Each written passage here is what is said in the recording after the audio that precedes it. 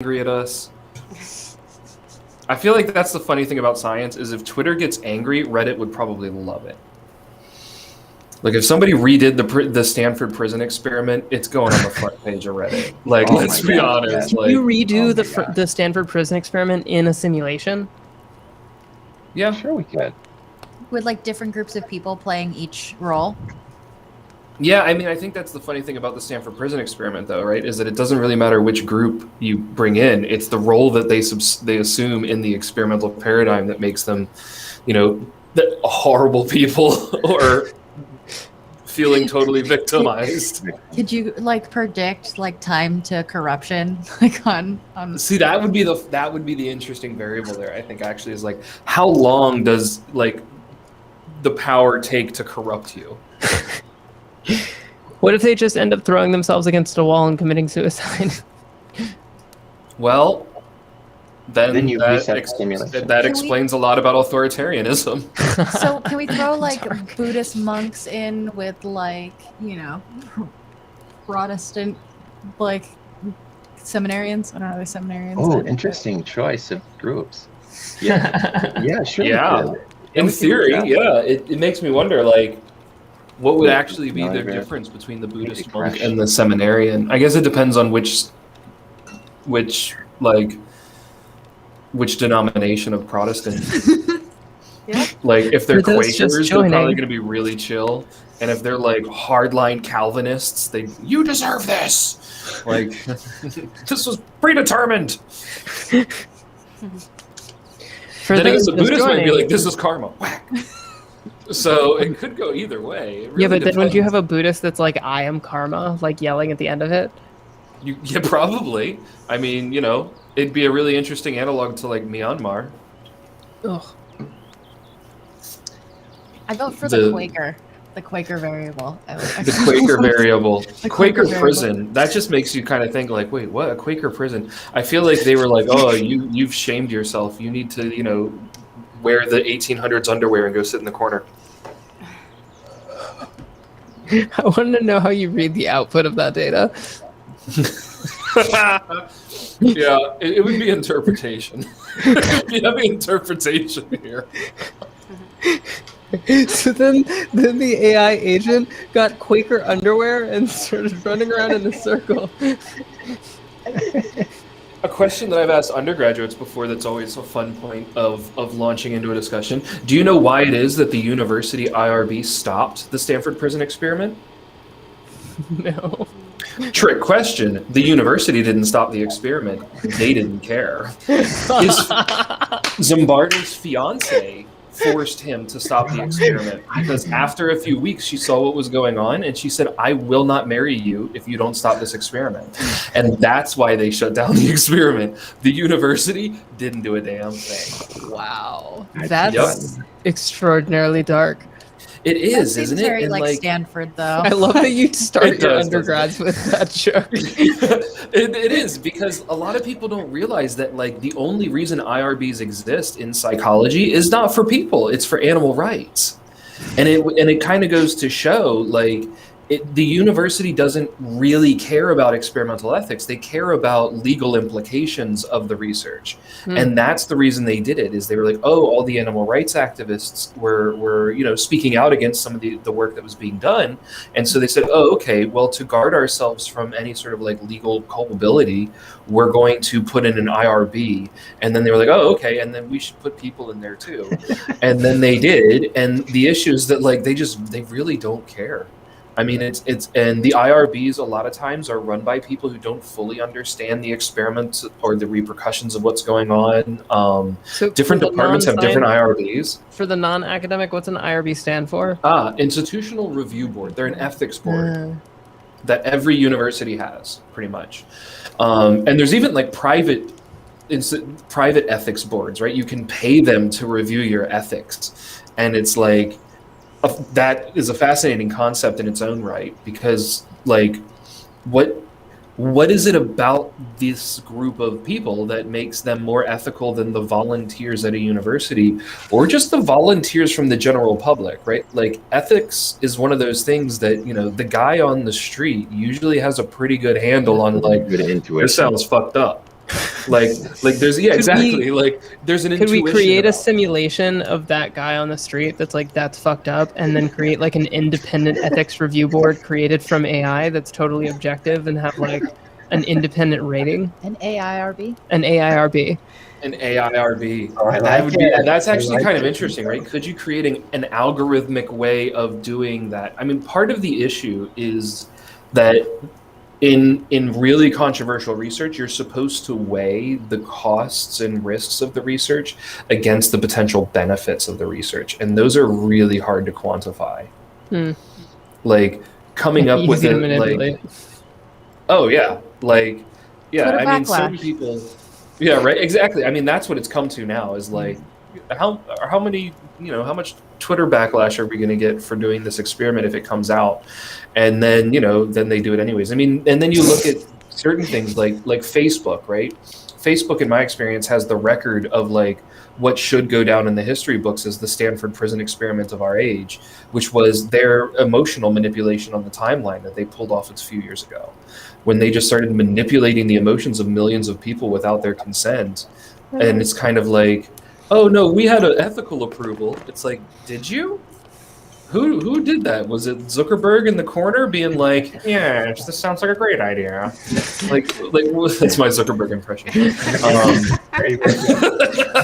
Like, is that how that worked? Or like, to what extent did they didn't say that they filtered out people who had like pre-existing or there were reasons to be concerned for their mental health. So like, the repercussions of that research really could have been vast, and it was not a controlled population. It was really just, let's take millions of people and subject them to our whims. And what's in one way more problematic are the billions of people, or the nearly 3 billion people who are being manipulated constantly without realizing it. I mean, the algorithms that bring the pictures and the videos and drive people into more and more extremely interesting things, so they'll stay on to get more ads. That's not manipulation. Well, and you look at the guy that the like 21-year-old trader that like borrowed $750,000, and then it said that he had lost $750,000 and he committed suicide, and it was just like it was an error in the code, and he couldn't get access.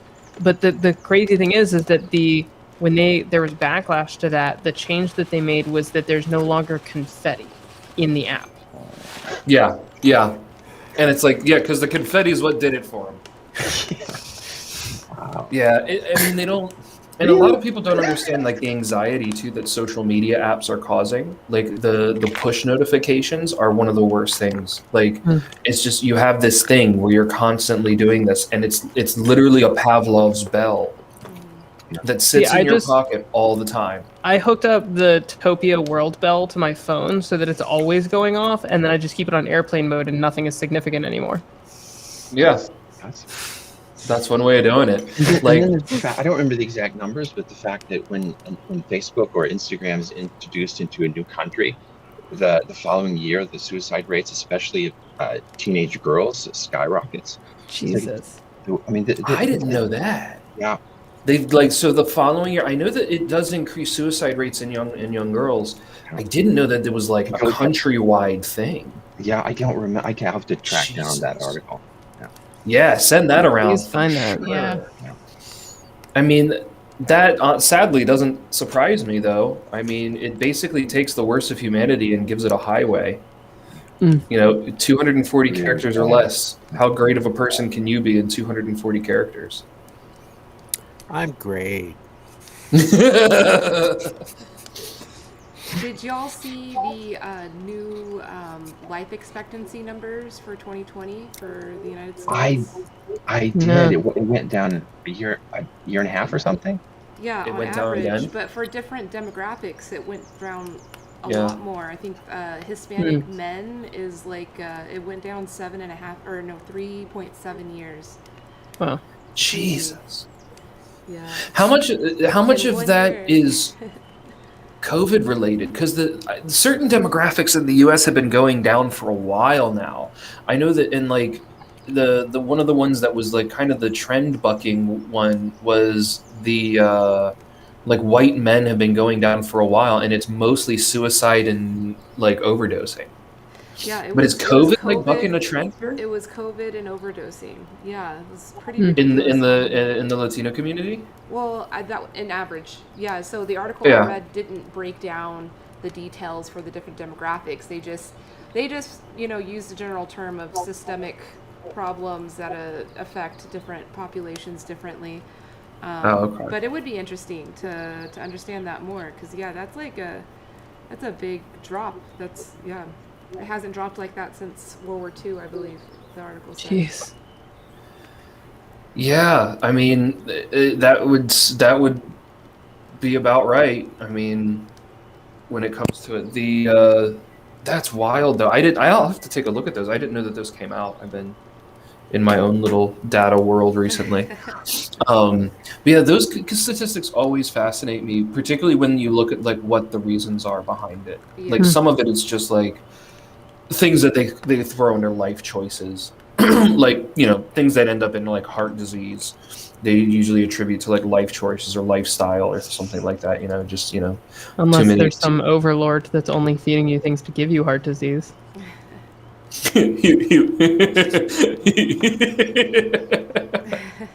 The sugar lobby. The sugar lobby, big sugar. I'm Definitely. gonna get you a T-shirt that says "Big Sugar." Well, these days it's not sugar; it's corn. It's corn. Yeah, it's corn syrup. Yeah. Do you know how hard it is to like not have corn syrup in the U.S.? Dear Lord. Yeah. So my wife is Slovak, right? So she grew up without corn syrup. Hell, she grew up without fruit. And so, like, when she gets when she was older, after communism fell, they had fruit. But true story. It's why they give oranges and bananas here on Christmas. It's because like during communism, they were so rare to find fruit that like it became this thing of like on Christmas is like we're gonna go all out. We're gonna get some oranges. Yeah, or bananas. But oranges, that's the money fruit right there. Like you've been good if you get oranges. And so you're always given like oranges and stuff. It's one of the reasons my grandfather always gave my grandmother an orange every year for Christmas at the bottom of her stocking. It was an orange. And it was something that he picked up when he was serving in Europe during and after World War II, like that appreciation for the things that you find difficult to get. And so he would always give he would always do her Christmas stocking. And it would be like a 4-foot Christmas stocking. It was a proper stocking. Does that mean that we're always going to be so giving he'd throw it down at the very bottom. Does that mean for the next 50 years we're going to be giving each other like hand sanitizer and toilet paper? Dude, I hope so. Can we get like the sparkle hand sanitizer? With the little flavor crystals that like burst open and you get the scent? Yeah, could be. But yeah, so when we moved to the US, however briefly that was, our son was really young. And so we were trying to find the baby formula that we were giving him in England and in Slovakia, which didn't have weird additives. It didn't have corn syrup and stuff like that in it. And we moved to the US and we were looking at the ingredients list of baby formula. I'm like, Jesus, what are you like fattening up for the harvest? Like, this is ridiculous. We ordered our baby formula in from Canada. It cost like twice as much, which is a lot for baby formula anyway. Yeah. But it was worth it because it was the only time that we could find it that didn't have like high fructose corn syrup added into it. It's like, the baby doesn't need corn syrup. It's not a turkey. It's a child. It was impossible to find that sort of stuff. And it was like, and then of course it's expensive to eat healthy. It's easy to eat like horrible, cheap stuff. There's the shout out to the Eat Cheap and Healthy subreddit. It's a good one. Oh, dude. All right, I'm down with that. I did not know that existed, but I'm going to check that out because, yeah, I found that really difficult. Like when we lived in Vermont, Brian, I lived in like the worst apartment in the city, right? As you recall, it was condemned when I left for Europe. It was legally condemned, and I squatted in that apartment as the back of it slowly fell to the ground. But like I would spend far more money than I should have just to try and eat good. So I only was eating from farmers markets. I would shop at this shitty markup co-op. Yeah. City market, shitty markup. Like these people who played this like, oh, we're impoverished and we're a co-op. We're going to sell healthy food. And it's like, You totally exist off of taxpayer money and then And- like totally gouge us on prices. What are you In doing? all fairness, if you became a member and then volunteered for like 5 hours a month, it was actually pretty reasonable. So that's what I did to keep my food prices down. Like I found like 5 hours a month on like weekends where like I would go in and like try and volunteer and stuff just to keep the prices down. Oh, But we it was got a group impossible together to and we all volunteer. got super baked and then went to a farm together. Oh, nice. That's Vermont. Yeah. That's Vermont right there. That's like what do you do? Hey guys, do you want to smoke a joint and go Guys. like work off our hours so we get a discount at the co-op? 100%. Let's get That some- was the You, weekend. you had me with smoke a joint. Yeah, right. Let's get some apple cider donuts. There are people in this world who don't know about apple cider donuts. I don't know about apple cider donuts. Oh, dude, smoke a bowl and get yourself to an orchard, because apple cider donuts are the business. Smoke a bowl and get yourself to an orchard. My mind goes, I could make that. You probably can. You I don't- could, you I could. don't think the recipe's that complicated. I'll look it Big up. Sugar can handle it. Hey, I found an interesting number. Between 1995 and 2020, there was $116.6 billion given specifically to the corn industry in the form of subsidies from the government. Yeah, That's a lot Yeah, of it's- freaking money. that's a lot of billions. Like, yeah, it's a lot of people don't think about it too, but and it's always wrapped into. And this is one of the interesting things: is oftentimes that corn subsidy and the farm bills are wrapped into the welfare bills. Yeah. Right, and this is one of the things I cannot stand about modern politics, right? And it goes for pretty much every politician sitting in office on all parties, is they wrap some kind of nonsense into other kind of nonsense, and sometimes one of those nonsenses is actually a good bill or a good thing to do, and they just kind of throw it in there like, oh, we need some more corn subsidies. And on the one hand, they argue that the corn subsidies are keeping American corn competitive, and it's like, well, that's not how that works. That just means that American corn isn't competitive. But it largely is still competitive, though. This is one of the things. We grow so much corn, and we do it at such a vast scale. I mean, the cornfields that we have are larger than most countries on Earth, right? Yeah. Our agrarian land footprint is bigger than almost every country on this planet. So we are out producing most other countries when it comes to that. The only one that is not, and I think the reason for a lot of that is Brazil. Because Brazil has been, clear cutting the Amazon to build cornfields so that they can have their sugar ethanol fuels for a really long time. And so it creates a sort of unhealthy competition there. And then we subsidize our corn, and then we throw that corn syrup instead of sugar everywhere. Yeah. And it's like, man, that's just, yeah, but it's huge. A lot of people don't realize how much money we're spending in the corn subsidies. A lot of people also don't know that translates into basically a bidding system that is highly centralized, where your corn can be basically, the government can come in and say, look, your cornfield, gut it. Like, don't harvest this corn. We need to basically create or artificially decrease the supply of corn to stabilize the prices at a certain level. So one of the reasons why a lot of people are wondering, like, oh, corn mazes, these are fun. The reason why a guy makes a corn maze is because he's trying to monetize the loss on that field. Wow.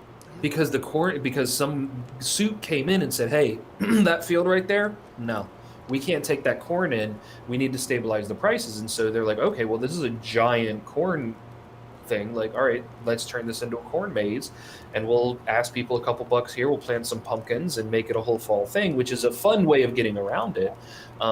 Personally, I'm a fan of a corn maze, but like a lot of the impetus for a lot of farmers is that they were basically told, no, you're not farming that out, and it stabilizes the prices of corn in this weird artificially inflated subsidized system that they already have. Wow. Yeah, I didn't realize that until I was like, when I was an undergrad, I was looking into, like, they were like, what's an issue? And I was like, corn syrup. And I was like, why is corn syrup in here? I don't know. And then, like, by the end of the semester, I was like really anti-high fructose corn syrup. It was like a weird thing to try and like champion it. Yeah, and it makes me wonder too, like, how many of the other things are subsidized in a lot of the way that corn is subsidized, right?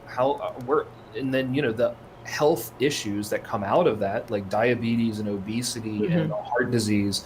Like on the one hand, it's like, okay, we need to have affordable healthcare. It's like on the other hand, we have an unaffordable lifestyle that we're subsidizing through high fructose corn syrup that in itself is rising up higher healthcare costs. So like we're like pushing the scale one way where it's creating a higher scale going the other way. And it's like we're like and I don't know if I told you, we're robbing actually Peter to pay Paul.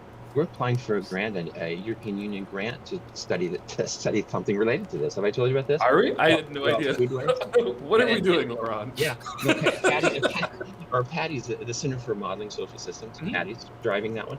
So it's the proposal there. I think we have 8 countries involved, and the idea is to understand how the different actors in food loss or waste through the whole system, how it happens, why it happens. So from the producers, the retailers, and customers or users, how those are all related, how the motivations of the different actors, where the food is lost, where it's wasted, and how to come up with policies to mitigate that. Very cool. One of the things I'm going to find a number too. Elise is inspiring me to find numbers. Europe, but there are other similar problems. In terms of regenerative products, agriculture, is corn like renewable in terms of like the year after year return? Like no, and that's when GMO comes in. The politics of GMOs is like essentially they're engineered to produce only one time, so you have to buy the seed every year. Yeah. You have to buy new seed. That's a scam, seeds. Yeah. Expiring seeds. Yep, because it's like a mule. Like it doesn't reproduce naturally the way other things do. oh, with And banana or corn. What? The Cavendish banana is it's like the traditional American banana. Every single banana has come from a tree that's been spliced from another banana, so it's like even less sustainable because you can't even start from like kernel. You have to literally clone. Yeah, if like a fungi evolves and starts attacking the Cavendish bananas, like bananas could go extinct. You can't talk. That's wild. Yeah. Yeah. The GMO, like the seeding where you have like the single generation seeds. One of the reasons they do it, I'm sure it has to be the profit, right, of selling it annually. The other reason though is IP protection. Yeah. Mm-hmm. You can't because they are considered that they have the intellectual property on that seed, which I don't think is right. How is it that you can patent a genetic material? That seems really problematic to me. Yeah. That you'd be able to say, oh, you can patent that genetic material, but then you can't patent human genetic material. So I can't patent me, right? But so I could patent a corn, and then I could sue someone who has the corn. And this is the other big sort of dirty issue at the bottom of agriculture is that these huge companies like Monsanto, right, who have their previous guys in the Supreme Court and all over Congress and are just making it rain money in these campaigns. One of the things these guys are doing is because they lead the corporate agricultural industry, is that they take their GMO patented seeds that you have to pay for, and then if the breeze happens or bees do their bee thing and something of these seeds gets into another guy's crop, they'll sue the hell out of one of these local farmers that has nothing and be like, oh, okay, well, looks like we get to buy out your farm now that it's foreclosed on because we sued you into oblivion. Because these guys are saying, look, we found your corn or our corn in your crops, and you didn't pay us for it. You don't have a license to grow our corn. And that just is the stupidest thing I've ever heard. Like how hard are you going to work against biology as an agricultural firm, which seems like that's a hard line to toe. How hard are you going to work against yourself and just the natural processes of biology as an industry and try and do that? It's totally unsustainable from a systemic perspective. There's no logic to do it except for they have billions of dollars and they've been donating into political campaigns for decades. Right. Well, that's because the economic system is incentivizing them to go against the natural order of things, and then next thing you know, you start releasing genetically genetically modified mosquitoes with like an edited germline into Florida, and you're like, this won't have any bad repercussions. Yeah, yeah, genetically We'll engineered see. mosquitoes, man. I have a friend whose wife did that at Oxford, where they were like, "We're going to use mosquitoes to fight malaria," and I was like, "Dude, fighting fire with fire? Okay, you sure that's safe?" And they were like, "Pretty sure." And I was like, "Okay." I think like All right. genetically engineered mosquitoes are like literally Pandora's box, because if you edit the germline and they keep passing it on to future generations, like you can't undo that. Did you? I think it was Not Bill really. Gates who did like a TED talk, and then he released mosquitoes onto an audience as he was Mosquitoes. talking about malaria. Yeah, which like, I bet you they listened. I remember that. I remember thinking like, Bill Gates unleashes 1 billion mosquitoes. So the number I was looking for, I found. The amount of food waste every year. So Laurent, this kind of goes into Patty's project there. The amount of food waste in the United States, just the United States, is 81.4 billion pounds of food. Or, to put it this way, between 30 and 40% of the food supply. So that means like 40% of the food supply is thrown away in America, right? And a lot of this has to do with the grocery stores, which, you know, you can definitely say, and you have to do it in like a Trump voice, America has the best grocery stores, the best grocery stores in the world. They're huge. Like, I've lived in a lot of places. America does have the best grocery stores. You walk into this grocery store and it's like, do you want to buy a Volvo? And I'm like, well, I didn't, but I kind of do now. Norway, this is one of the biggest things of culture shock. Like, I went into the grocery store and it's like, Norwegian grocery this is store. a grocery store? Yeah, right? It's like a 7-Eleven. I can see the back of it. I can see the back of it. Like, do you even have a stock room here? Meanwhile, in Walmart, they've got like a stock room the size of all of the 7-Elevens in Kristiansand. Well, and the other thing, in Los Angeles, you have like the Japanese grocery store, the Korean grocery store, and every other fucking nationality, in addition to the big chains, the box stores, the Whole Foods stores, the like the co-ops, the natural food stores, the boutique stores. Like, they're getting that in Slovakia. They have like it started with like an Asian food store, and it was mostly just Vietnamese, and now it's diversified. But we still have some like Vietnamese stores that like a lot of the restaurants will use, and a lot of the Vietnamese population here, because the largest non-Czech or Hungarian population here is Vietnamese. And so their grocery stores, man, those are the best. Like, that's good stuff right there. And I love, they don't even have a stock room, right? They just pile the rice right up on the floor, and they're like, if you want one, take one. And I'm like, this is efficient. I like this. But it is like, what do you need to put it in the back room for? Like, just save the time and pile up those bags of rice right there, and we'll walk out. I mean, that's what Costco does. You deal with it. Literally just walk through the warehouse and throw your shit on a pallet. And then walk out. Like, yeah, I don't know. It gets rid of the facade of like, here, do you want to buy this rice? It's like, I just give me the rice and let me leave. Yeah, grocery stores are very like 1950s still. Like, look, we're going to present everything on a beautiful like front shelf. Yeah, and talk about a group that pays a lot of money in simulation work. Really? Those people create like digital twins of their layouts all the time, right? And they want to look at like what products are placed, which is why the most expensive places to place your product in the grocery store are on the ends of the aisles. Yeah. That's why I only ever buy things that are not eye level. Yeah, exactly. Like they do a lot of that. One of the biggest eye tracking companies in the world, their main clients are Giant and Safeway. How do you do eye tracking in a grocery store? Do you put cameras on the shelves? No, you don't. You have a special set of glasses that you wear that can actually track your eyes, but then you have special colored dots that you physically put on the shelf itself, and you pay people to like walk around the grocery store and do their shopping with these glasses on, and you can see where their eyes are looking. If you're stickering up the whole grocery store, you're basically shopping through a polka dot grocery store with special glasses on. Like, no, they're really small actually. I don't think it really affects the data that much. I mean, I'm sure it might a little bit, but I don't really think it does. Because affect you it also that are like much. hyper aware because you're being paid to go to a grocery store that you don't normally go to. A lot of times they pay you to like go to the grocery store you do normally go to. They'll Okay. recruit you like right in front of the grocery store and just be like, "Hey, next time you come in, like we'll give you $10 if you wear these glasses." And they're like, oh, "Okay." So did they're just cereal like- companies create a bubble for themselves? They're just like, we're gonna make 20 different versions of this like puffed rice cereal that because like the American cereal aisle has no reason that it needs to be as big and large, as expansive as it yeah. is. Like it's I love like how that's why excited you got about that. it's one of my favorite things to take like international people to because they're just like it's ungodly. Like, Yeah.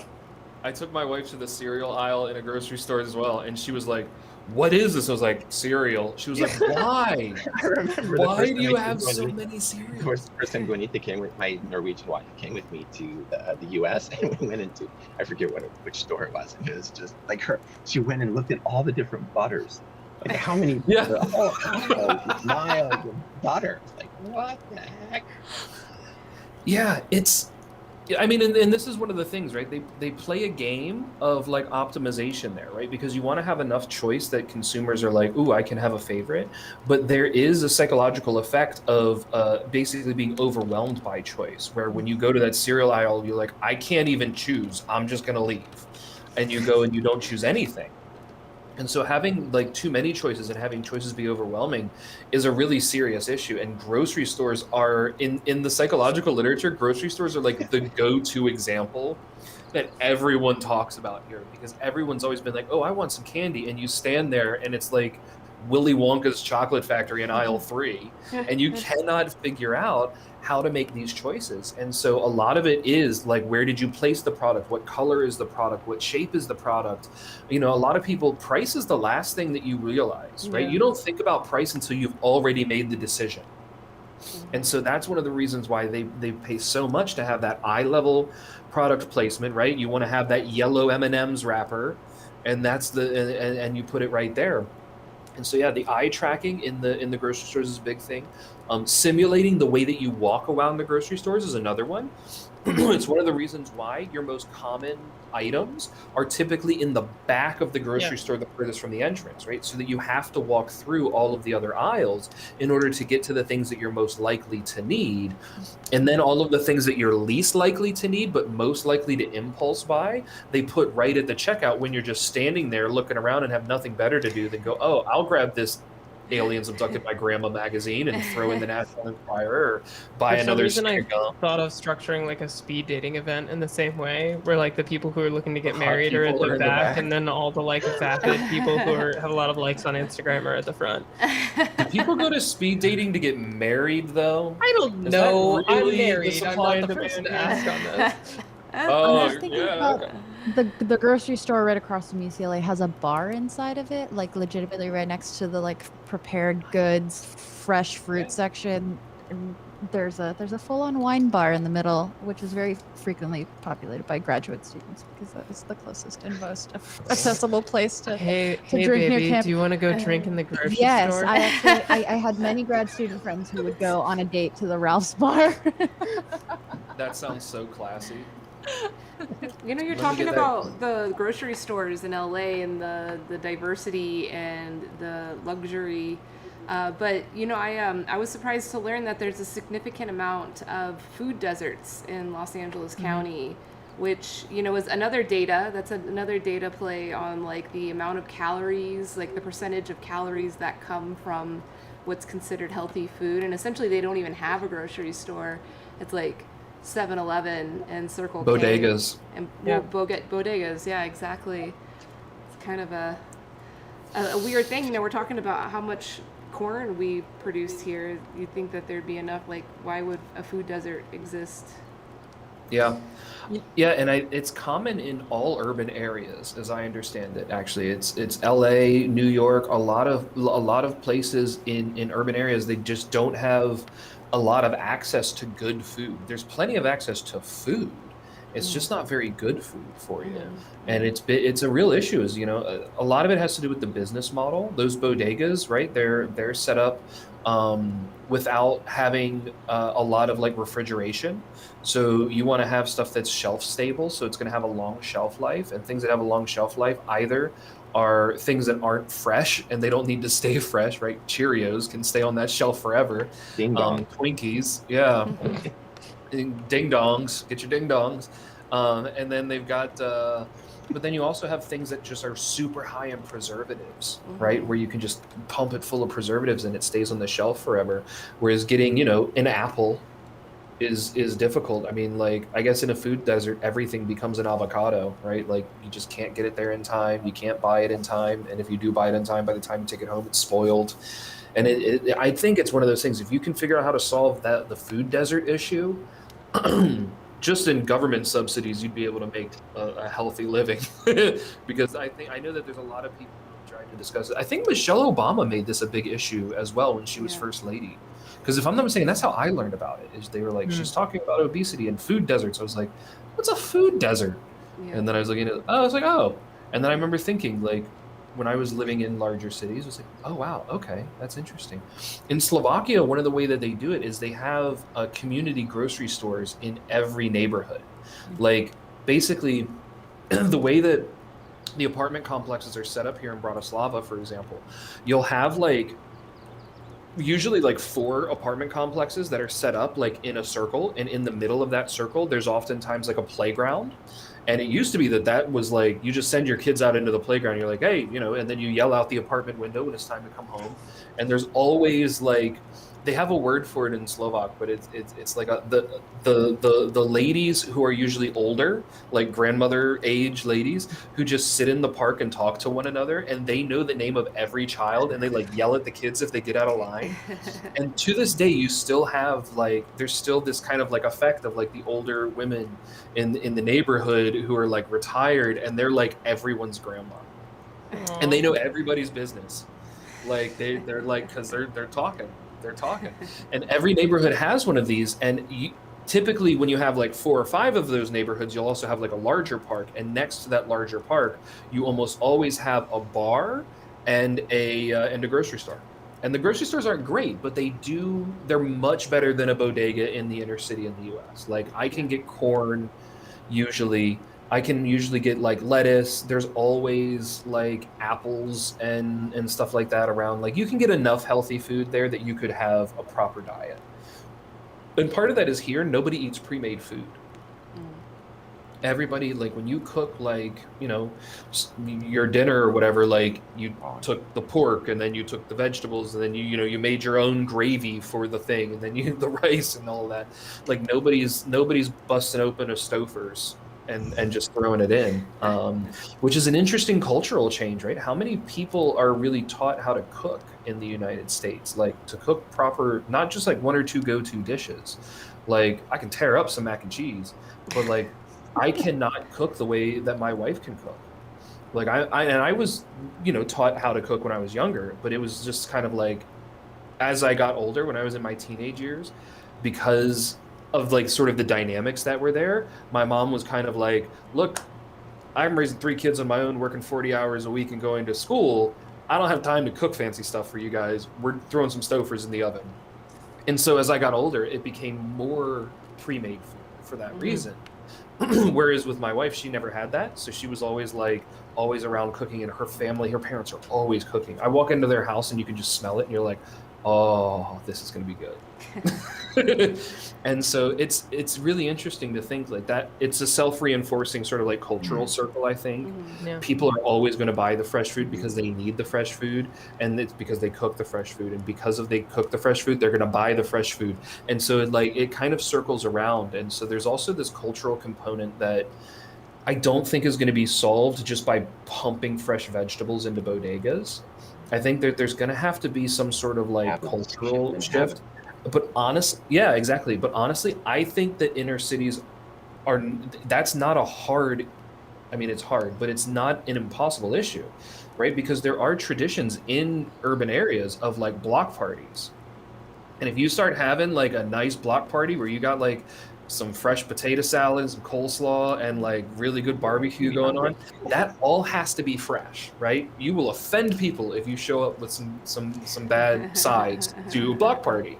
And so everything has to be fresh. So there is a market and even a tradition of having communities in the cities come together for food and sharing fresh food. And I think, every group has that. So if you create that sort of a thing and you get that going, the repercussions of that as well would be great, right? Because you have standard events where everyone's coming together, they're talking, they're getting to know their neighbors, they're having communal events and these sorts of things, which are going to start to stabilize. It's going to lower crime. It's going to make the neighborhood safer. Like, it's going to bring back a community aspect to a lot of inner cities where that's really been lost because the over individualization of the cities has created a negative feedback loop. So if you can try and pump a positive feedback loop around that, I think there's a lot of physical health benefits as well as safety benefits that will come with it. And then the mental health benefits of feeling like you live in a safe community are largely immeasurable when it comes down to the impact that that'll have on like the next generation of kids growing up in the cities. I vote for street food. Dude, yeah. Get some good street food going. Like a lot of street food and like easy, like to become an entrepreneur and you want to just make some food and make some money and feed your neighborhood. It's like so impossible. What if The you- home code is What if you just got a impossible. bus, like a school bus, and you turned it into a kitchen, and then you parked it somewhere, and then had a bunch of students that you taught how to serve, and then you just had a mobile kitchen with a bunch of child workers. I mean, students. I mean, Right. Singapore is mainly they live off of hawker stalls. Like they Yeah. most of them don't cook them. That's the opposite of the fresh. But it's accessible enough, and they intentionally built them in a high concentration space of like, you go here for food, and it's enough for most people, but it's also highly urban to basically subsist without having to cook for themselves at like a affordable cost. And so I think Is it healthy, Chantal? The food? I was skinny before I moved to Singapore. It's healthy. It is though. It depends It on what can you be. buy. It can be.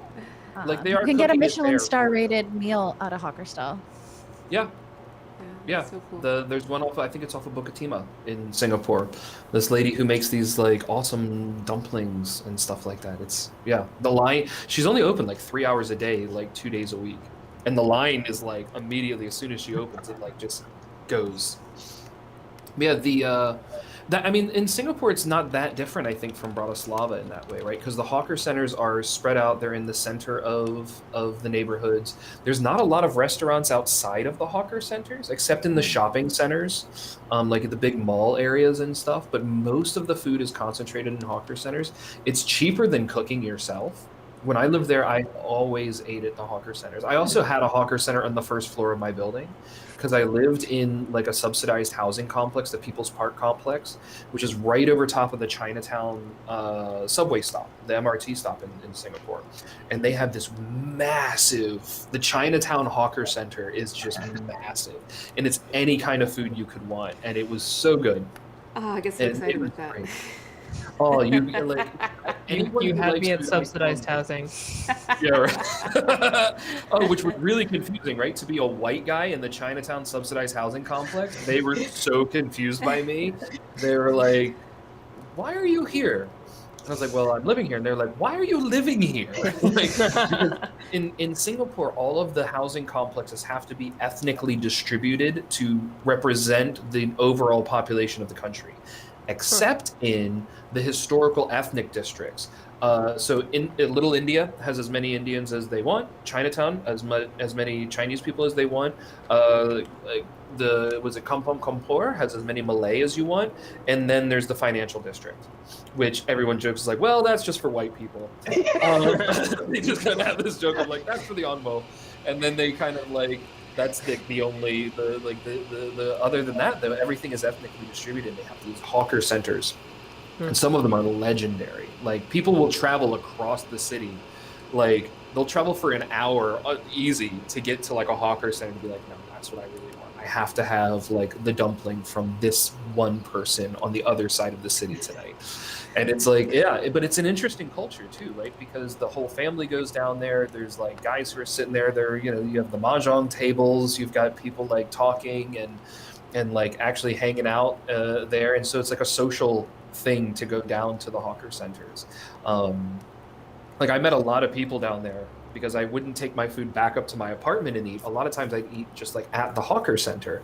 And a lot of the people, you get a lot of questions when you look like this and you live in Chinatown and you're at the hawker center every day. They're kind of like, what is this guy doing? And so you meet all sorts of really cool people. It's a similar culture too. Like the street food there, I think it is an interesting, like, you know, like you're saying, at least it's an interesting solution to this potential issue, because it opens up also that entrepreneurial aspect to how you can get it right. You can have family legacies and family businesses. Some of those hawker centers go back generations. And I think that's another like really cool side effect of, you know, how that could be solved, is to do it with like really local small scale entrepreneurship, which is also going to increase the money flow into some of those urban areas where, you know, they can't afford the real estate, right? There's not a bank that's willing to really take a risk on loans on entrepreneurs that are new in an urban area. But like, you know, buying a van, they might take a risk on a van. A van's a really small investment, and it doesn't require a 5 to 10 year lease like a commercial real estate system would. And you can still make the same food out of a van that you can out of a restaurant. I mean, a lot of top chefs also have their food stalls and their food trucks. So I think it's actually an interesting thing to look at. Laurent, is Patty going to put food trucks in her simulation? I don't think so. Can you imagine how complex that model is going to be? I mean, they're already talking about what they have to not to leave out, how to abstract. That's true. Patty doesn't like complex models either. Well, she does, but she wants them to she shies away from them, or not overly complex. Yeah, I noticed that like when we were in Greece together and I was talking to her about some of the work and how she approaches modeling and simulation, she's like, no, I don't like to make things too complex. Things get too complex for me. And I'm much more like, throw it in there. In this case, she's found herself so on much the other throw it in side there. of the argument. Because the other people who are doing modeling, it seems like they haven't done social simulation like we have. They've done models, agent-based models, which sound kind of like rational choice game theory, and they've done institutional models. But their first argument to her was, we can't possibly put institutions and people together in the same model. And she's like, why not? Don't we have to in order to understand the system? So she's on the other side of the argument in this case. Oh Lord, that's funny. That must be a weird feeling for her to be like, oh, how do I argue for this? So see, Brian, that's a good example, right, of how weird Laurent and I are, even within the weird space of universities. Is like we find ourselves like people are saying things like, you can't possibly model people and institutions. Yeah, and your response is like, it's okay. I'll just make an AI to tell me what my AI is saying. Throw a neural net on it. Pretty much. Wait a minute. Earlier, I was wearing my Solutions Create Problems t-shirt. Ah, very good. I'm wearing what is currently my favorite t-shirt, and I don't know if anyone will recognize. No, I do. That's right. Trust no one. Who is that? I don't know that. The Smoking Man. Smoking Man from X-Files. Yeah, you're trying to remember. So he was the guy who ran the evil organization that was like the deep state in the X-Files. They were called the Syndicate, and he like in the show later, in the later seasons, you realize that he was like the guy who was like behind the JFK assassination and Martin Luther King and like all of this stuff, and like yeah, he was like the evil, the bad guy behind everything, and he always was smoking these cigarettes called Morleys, which is a classic like Hollywood joke, but like they always come in like the Marlboro pack. And so like there was this whole undertone of like anti-big business collusion with the deep state government that was like, you know, throughout the entire X-Files. They had these parallel shows basically that ran. One of them was the conspiracy narrative, and the other one was what they called Monster of the Week, which is where there's just like this random ghost or this random, you know, mutant or monster or alien or something like that Mulder and Scully had to like try and deal with. And they were usually wrapped up by the end of the episode. But then there was this whole narrative, and the other bad guy was the Smoking Man. who And you for a found while, out. it could be interpreted that the smoking man was Mulder's father.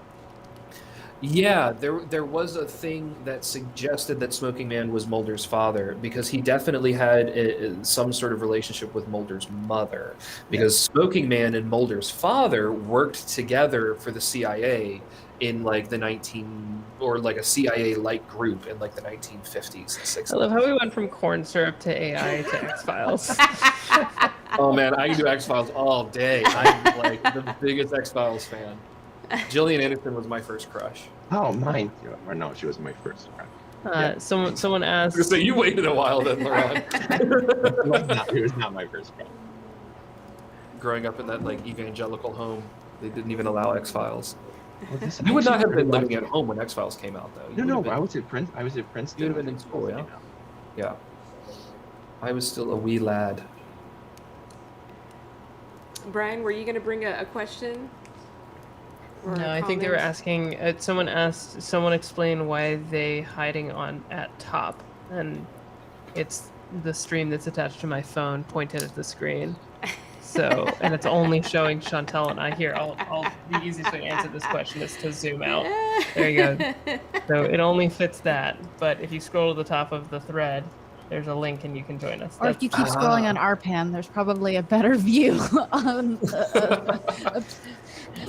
This is changing the A/B test, but there is another screen. So we're talking for about this. AI as we're testing the AI, and actually I've been watching the feed. So we've had like it's been up and down. Like the mobile stream and the desktop stream have been fluctuating, but like it looks like they're about the same. And granted that the mobile stream is literally my phone pointing at like a fucking part of our screen, like which is terrible. Yeah. The audio's the same though. So No, the audio's like kind of tinny on this one because it's going through the like shitty little filter. So like the quality of this is just exponentially worse, and Interesting. yet the view count is about the same. So yeah, so those of you on mobile, you want a better view. I mean, I'm wholly unsurprised that Reddit's like back-end algorithm is just shit. Like that's every capacity of Reddit is that. No, zero surprise. Yeah, Yeah, but it works. it does. Hey, They also are really- the only people who have open sourced their newsfeed algorithm. Reddit? Yeah, I didn't know that. Reddit's the only one. Everyone else keeps it real under wraps. They don't talk about how they do it and why they do it and all of this stuff. Whereas Reddit has always published like what the algorithm is for Reddit, and like you can submit better algorithms. They've changed it 2 or 3 times, if I'm not mistaken. Mhm. love Yeah, I it. remember they changed it substantially once, and then like they changed Yeah. the voting mechanism, and then like everybody's Mhm. post just like doubled or tripled in how many votes it could get. You remember back when like to get on the front page you only needed like 3,000 upvotes, and now you need Yeah. like 60. Yeah, yeah. The and it also depends because there's 2 different algorithms as well, because you can do it in different ways. But like the hot algorithm is the one that they've like there's a way of calculating it that they've like discussed, and it's open. Like you can see what the algorithm looks like, so you can recreate. It's one of the things that when we do Reddit simulations, we have 3 different ways of looking at like what gets catchy on Reddit, and Yeah, one of let's those talk we about have using actually AI to implemented. simulate Reddit and see if our view counts jump up. Oh, good idea. Yeah.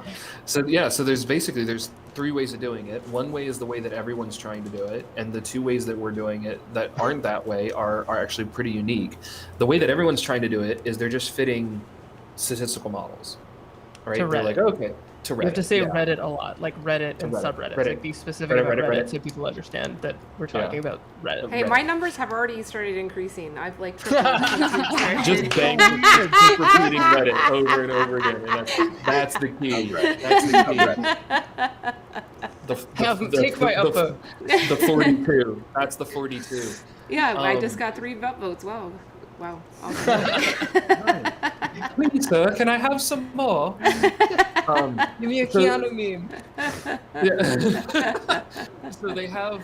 So there are certain people who are trying to fit like AI, like statistical models, like just using machine learning or statistical learning. Yeah. Against Reddit, and saying like, oh, okay, well, I want to see what's going to get me the most upvotes, and they just take a bunch of data, right? Because there's so much Reddit data that's open, and they're just fitting those models, and it's just a race really to see who's got the biggest model. There's not a lot of interest that's there. There's not a lot of control for it that's there either, right? Because a lot of things that are upvoted because people hate it. Yeah. Right. So like some of the most popular things in like the Republican and Democrat subreddits are things about the other group that they absolutely hate. Right. So you're optimizing for the thing that you don't want to say. And so you just get so much noise in these signals that it's not a very intelligent way of creating an artificial intelligence. The other way that we've done this, so we've done that. That's not too hard to do, and so long as you do it the right way. So there's a fun way that we do it, so that we can like control for these things, because we can put like, when we create the cultural schema of a subreddit using our AI systems, we can import those cultural schemas with texts, right? So we can extend the way that the AI is working to also include the general cultural schema, so we understand it at multiple levels at all times. The other way that we can do this is by actually creating the subreddit one-to-one, right? This is like this is one way of doing the digital twin approach, where you scrape all of the data and then you can recreate the subreddit, and then you can also recreate what that hot algorithm looks like. So you can say, hey, this is what the news feed will look like when someone logs into Reddit right now. This is my theory. And then you can say, okay, well, what if they put this information on there? And then you can throw that information on there, and you could see potentially who's going to upvote what and when, and then you can use the Reddit's hot algorithm to see whether or not it will go up or down. That is extremely computationally costly to do, but it is really interesting, right? That's the matrix protocol approach to doing Reddit, right?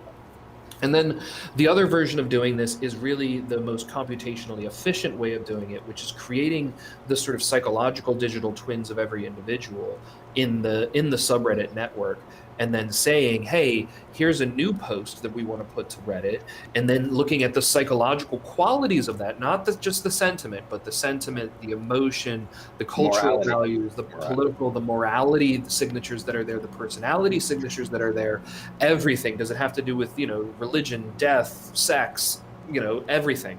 And then you can match that psychological profile against all of the different psychological profiles that exist in a Reddit or in a subreddit. And then you can use that to basically test the resonance within that digital twin of the subreddit to see not just how well it's going to perform relative to other potential options, but it can also tell you where you're lacking, right? What do you need to up in order to increase your resonance to the average, to the subreddit, basically. And then you can split it and slice that a million different ways in order to get to more and more punctuated subgroups or something like that. But it allows you to do that, and you can do it that way without having to store a bunch of data, without having to do the machine learning approach, because it's like a non-ML approach to the psychological extraction, and it's not computationally costly at all. Like we can run that model system using an instance, a cloud instance that's less than 518 megs. Wow. Keeping in mind that you can't even get to the large transformer models for under a couple gigabytes. Wow. And so I was just going to ask if you've ever compared those two different simulations to see if the results are on point. There's a lot of convergence in the results. Yeah. We've recently been testing some of the sub functions of ours, like how well does our personality mapping fit with other personality systems, right? And our system, which can run, like I said, and if it's just personality, you could run this thing on your cell phone and you wouldn't even notice a performance difference, right? There's a shitty cell phone from back in the day. This takes I have a Raspberry Pi. Can you run it on that? Yeah, I can run this on a Raspberry Pi, no problem. So our personality tracking can run on a Raspberry Pi without an issue, and it performs about the same as IBM's Cognitive Suite. Could you, right? okay, hear me out. Pumping resources into Could you create a digital twin of a subreddit and then load it onto a Raspberry Pi and just allow people to walk up and talk to it? To walk up and talk to it? Yeah, with a keyboard and just a screen, just to ask. engage with it. Oh, yeah. What would you want the subreddit? You'd want the subreddit to respond to them, or do you just want to do message testing? Yes, message testing, not generative. Yeah, message testing, not generative. You could, yeah, is easy enough to do on a Raspberry Pi. Once you start to do generative, that's when you're going to have to need some heavier hardware for generative work. But message testing, yeah, I don't see any reason why the message testing wouldn't work on Right, a Raspberry Pi. I'm putting The a only pin in thing that is, because we're doing a bunch of like physical portals into Topia that's why I got the Raspberry Pi. And now I'm just thinking of like digital art in a digital museum, but different Yeah. conversation, different day. Yeah, no, there's ways of doing it because when we reduce the subreddits, I mean, we can reduce them down to a very, very small vector and basically say this is the smallest, this is the most efficient way that you can look at this subreddit, and it becomes a vector that is like you could put it on an old school floppy disk. Right, we can reduce the information in the subreddit that far down, and it Jesus. still can be useful. Right, so in the use case that we did for the Hollywood production agency that cannot be named, and we compared the script that cannot be named and the different actors that cannot be named to the different subreddits to test how well it all resonates. Yep, The well data said. that produced, I could fit that on, like, effectively when we created those graphs to show how well that resonance works, that data reduction you could fit on a floppy disk. Wow. So like, yeah, so it has a lot to do with like what they call like lossy information approaches, right? Which is like how far can you condense and reduce the information and still make it useful? And from a cultural and community perspective, right, like Reddit really relies on and thrives on, you can reduce that community in different ways and still make it very useful. When you take a traditional machine learning approach to Reddit and you want to use like an AI and you're just training it on Reddit data, you end up with these massive word vectors, right? Like the BERT system has like 30,000 or so tokens in it, right? So you're reducing every sort of post, right, into its word vectorized representation, and that word vector representation is 30,000 long, right? Even if it doesn't necessarily exist, if you're retraining BERT on like the standard BERT, you can get the 30,000 long, and it's kind of like, well, you don't need all that. That's like, you don't need that at all. Like you just want to understand how much what the morality signatures and the personality signatures look like here. That's not 30,000. Personality, that's 5, maybe 10 if you do positive and negative on each of the big 5 factors, right? And so you don't really need all that. You just need to know how to condense. You need a better algorithm. You don't need more data. You need a better It is algorithm. efficient to look at like how things have been funded in recently, because like you're like, oh, like we're using the most complex, most sophisticated, and like it seems impressive, but when you realize it's just like computationally and otherwise wasteful. Totally. Yeah. Yeah, I mean the entirety of the AI industry right now, to make a gross overgeneralization, is totally focused on more data and bigger and deeper networks, not actually looking at better or more realistic algorithms.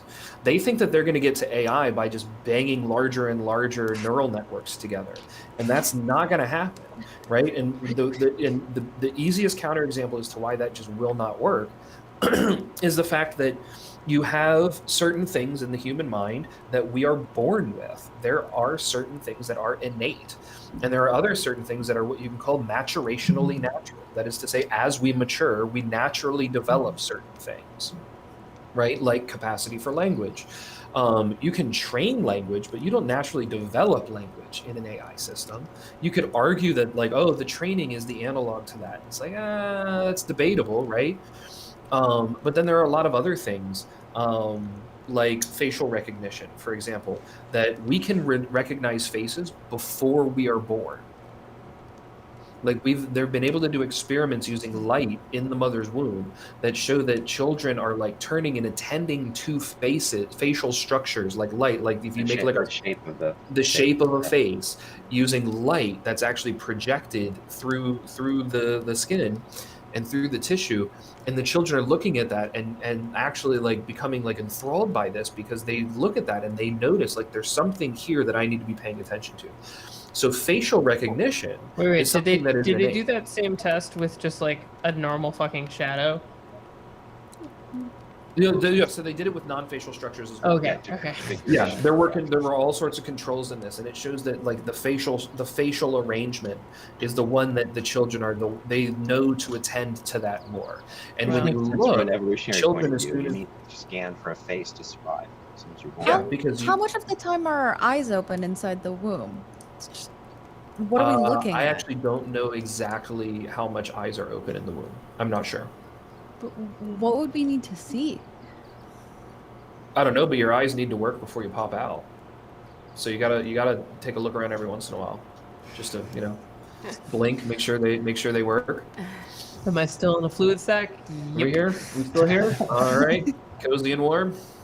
That thing looks like a face, but I don't have the word for face. It just looks like a face. Yeah, right. And that's the thing is, like, you don't need to know what a face is to know that it's important. And so, like an AI system, you're not going to get there using machine learning alone. The other thing has to do with sort of the modularity of how the mind works. There are certain systems that override other systems at a certain period of time. Like for the most part, the people like who come in and they're listening to us kind of yammer on, they probably don't notice all of the information that's happening in the background because their attentional mechanisms are focused on whoever's speaking at the time. So if we go quiet, you start to hear 5, 6, 7 other sounds immediately.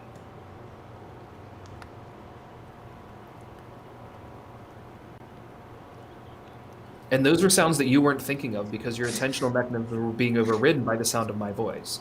Because the social cue immediately manipulated your cognitive system. An AI system can't be trained to do that, right? We evolved that over tens of thousands of years from pre-hominid cognitive structures. And so the idea that a bigger computer is going to get you to a human brain, no, it's not going to happen. This is not a hardware issue. It's a software issue. And there's a lot of companies, some of which I work very closely with, that are saying, oh, we will be able to get to human scale computing and therefore we can recreate the human mind. And it's like, nah, let me stop you there. You can have a human scale computer, right? You can get to the exaflops required to meet the human brain, which, by the way, those are napkin estimates at best. In cognitive science, we do not know what the processing power of the brain is.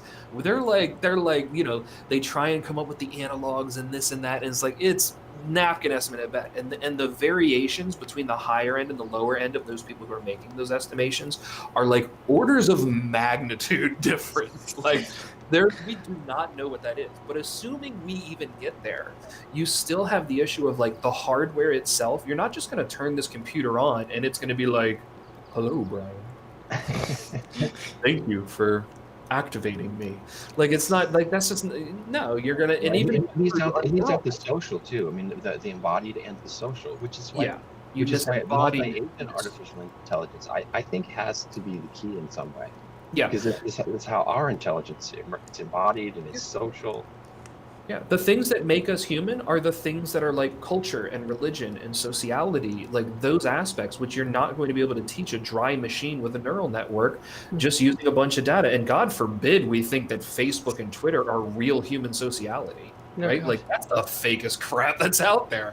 It's not going to work. I mean, at least for Reddit, it has the community-based aspect that that if there is an analog to community on the internet, Reddit is that analog as best as it gets. And I still argue it's a far cry from, going out and doing a block party, right? That's a far cry from a nice barbecue or a feast. Your Thanksgiving table is not going to happen on Reddit in the same way.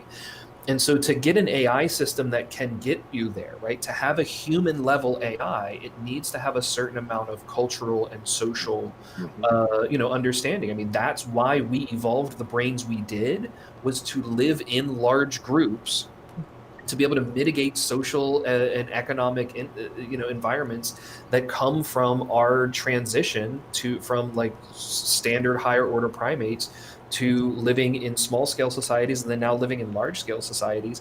A computer is never gonna get there just because you threw a neural network in there. And then what data are you even gonna use? Where is this data coming from where you're gonna train this human neural network? It's no. It's all we're gonna get is the same specialist AI, just bigger. But computers can already do facial recognition better than we can, right? Like, congratulations, it can give you Liam Neeson at greater accuracy than I can. Like, well done. Do you think, what about like an organic computer that's grown so that the artificial entity in itself has this like experience of conception? Would it though? Well, yeah, that's Just a whole because it's philosophical conceived question, doesn't mean though. it has an experience. You don't have an experience of conception. Yeah. That'd be weird. Or you may have experience of it, but you might not be able to represent it. Right. Yeah, and so just because, and that's part of it, right? Just because you have an experience doesn't mean that you can actually represent it and reflect on it to yourself. So now we're But getting Brian- to, can you give an artificial being a religious experience at the beginning of its life? And in the agents in our social simulations, some of them are born. I mean, they get married, lose jobs, They're they have multi-generational. children, they are born, yeah, and then they grow up and they have their morality and religiosity emerges at a certain point in relationship to their parents and their social context and the existential security of their environment. But hugely complex, beautiful. It's beautiful. Yeah. And these are all things that you're not going to get from a single neural network system on this giant computer. Like, it's just the people who are talking about the hardware and who are talking about the neural networks increasingly, right? They're mathematicians and data scientists. And in cognitive science, there's increasingly this kind of encapsulated split, right? It used to be that AI was like really well intertwined with the rest of cognitive science, right? The philosophers, the linguists, they were all talking to one another, and the AI guys, they were all at the table. And then in the last like 10 or 20 years, as AI has really taken off, they've been like, oh, we just need more of this. And right, and now machine learning has completely dominated the field. To say AI is to say machine learning, right? To the point that I have to specify when I'm not talking about a machine learning system or not. I don't know if I ever told you, Justin, but when I was in Brussels a couple of years ago at the founding of the European AI something, I can't remember, but it was in the Norway House actually, because one of the founders was in Basel.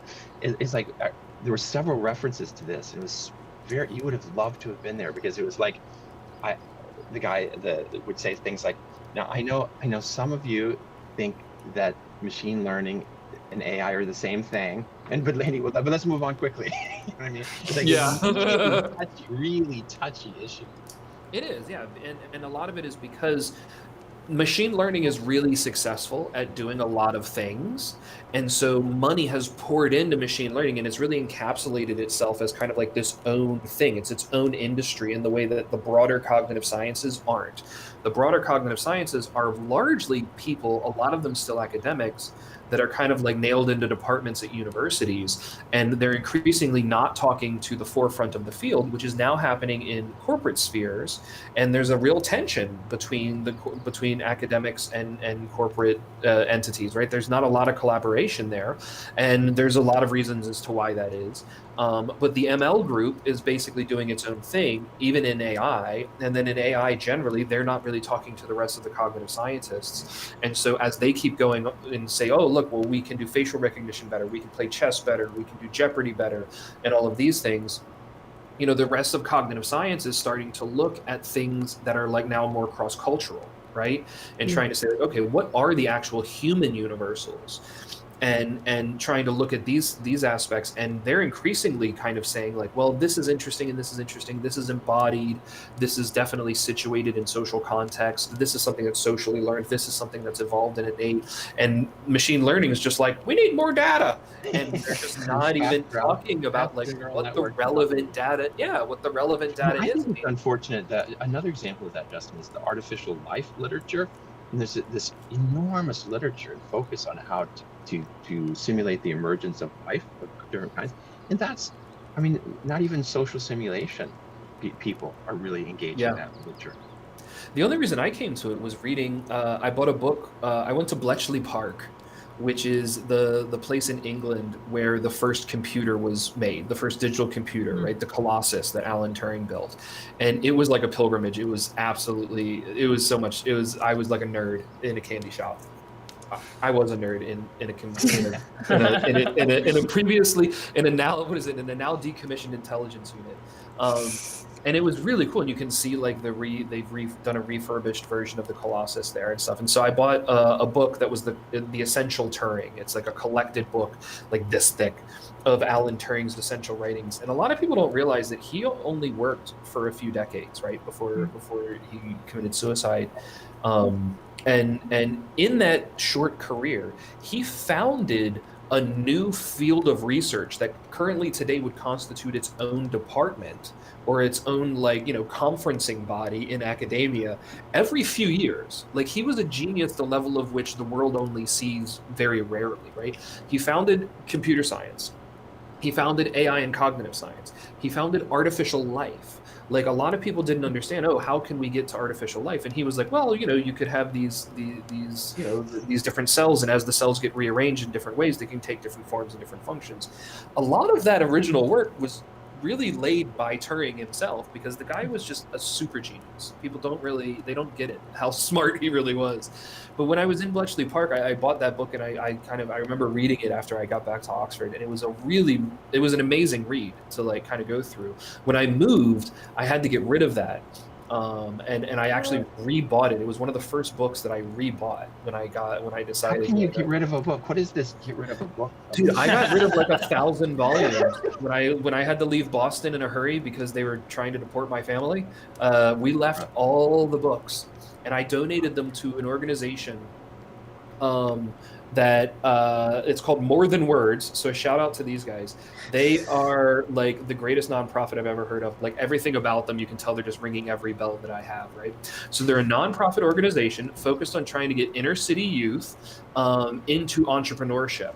So you can donate your books, and they teach these kids like how to set up and run their own bookstores. And they have their recidivism rates, because a lot of these kids are already in the system, right? It's a fraction of these kids, right? Once you go through More Than Words, and you get to the other side of it, these kids are not going back into the system, right? So it's something that's working, and it's teaching them life skills, business skills, entrepreneurship, and it's doing it with books. And I'm like, well, you just nailed everything. So when I left and went to Europe, I called them and I was like, I have a lot of books. And they're like, how many books? I was like, I have 7 or 8 floor to ceiling bookshelves, and then I have another 9 moving boxes filled with books. And I can't take them, so I want to donate them to all of you guys. And they literally just were like, okay. And they sent a moving van and 3 giant dudes to just come in and clear these books out. And so donated all the books, and they gave me a receipt where they didn't even bother putting the worth. They were just like, whatever you think this was worth, just put that down there, and that's your tax write-off. And so I donated it to that. So I still think that organization's great. If I had books to give them, I would still give them to them. But they're based in Boston.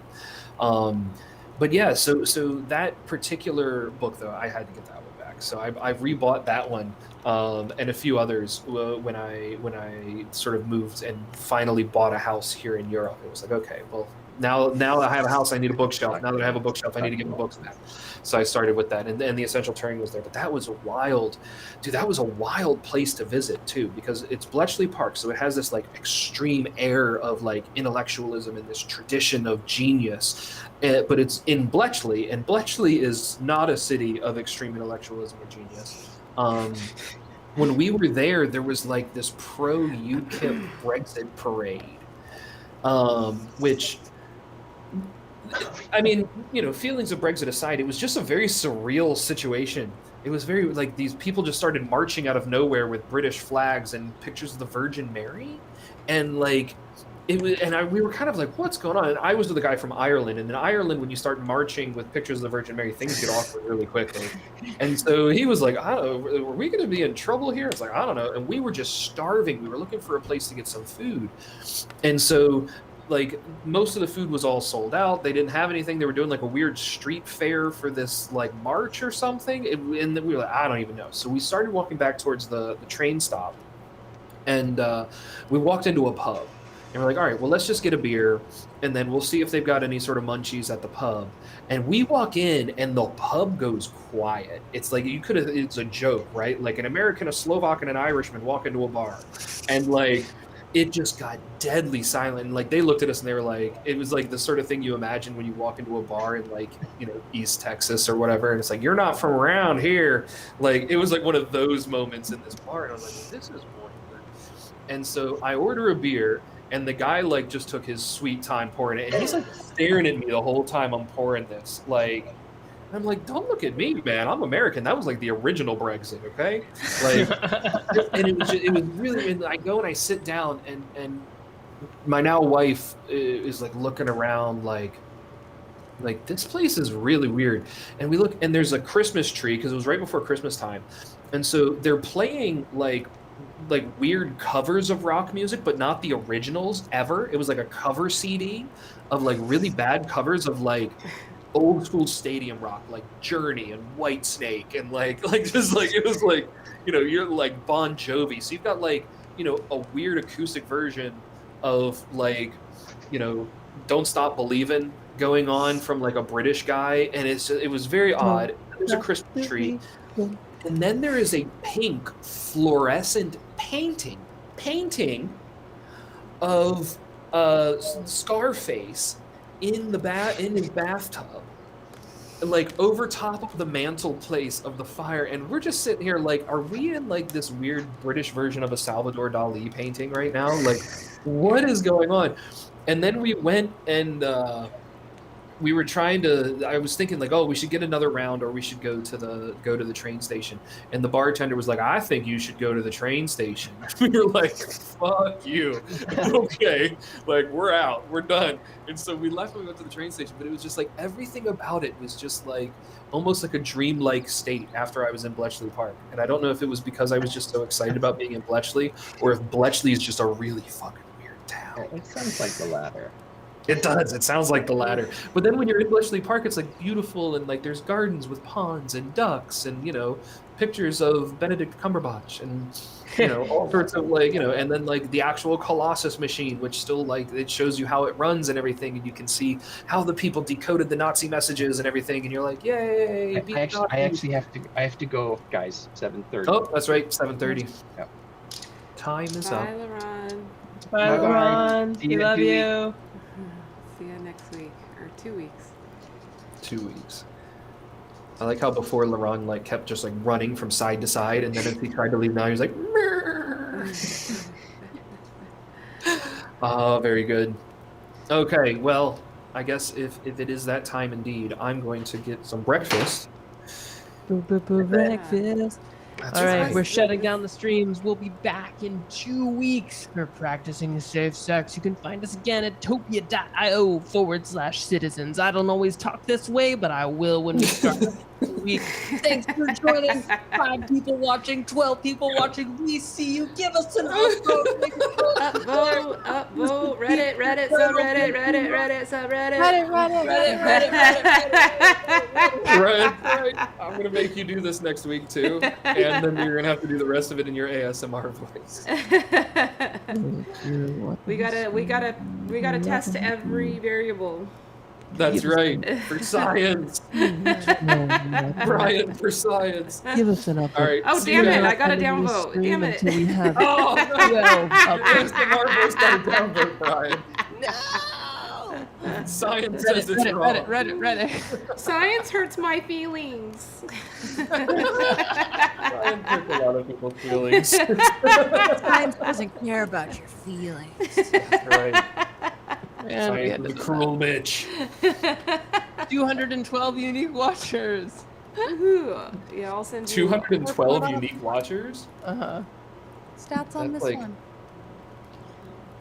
So who won? Was it mobile or was it local?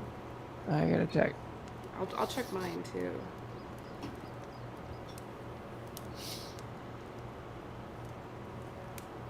Where do you get your stats?